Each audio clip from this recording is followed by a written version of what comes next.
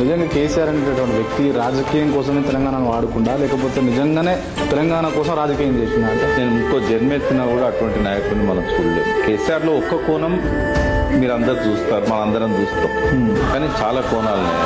ఆయన ప్రజలంటే ప్రేమ, ప్రజలంటే మమకారం, ప్రజల కోసం ఏం చేయడానికనే ఎంతో గోడు. ఆయన ఒక రాత్రి క్యాబినెట్ మీటింగ్ మధ్యాహ్నం స్టార్ట్ అయితే రాత్రి 12 గంటల వరకు 42 పథకాలు ఇచ్చారు ఒక్క రాత్రి. ఎవరు అడిగింది? ఆయన ఎవరిని అడిగింది?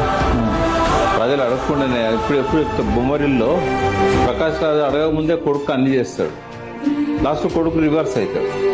కేసీఆర్ చేసింది కూడా అదే. ఎవరు చేసింది చెప్పు? ఇప్పుడు ఈ 9.5 ఏళ్ల పాలనకు ఈక్వల్ పాలన భారతదేశంలో ఏ రాష్ట్రంలోనైనా స్వాతంత్రం వచ్చినాక నాకు చూపెట్టి చర్చకు సిద్ధం. నేను ఫిగర్ తో పాటు వస్తాను. ఎవరిని అనరమ్మను, జయప్రకాష్ నారాయణ రమ్మను, లేకపోతే కోదన్ రామన్ రమ్మను, రేవంత్ రెడ్డి ఎవరిని అనరమ్మను.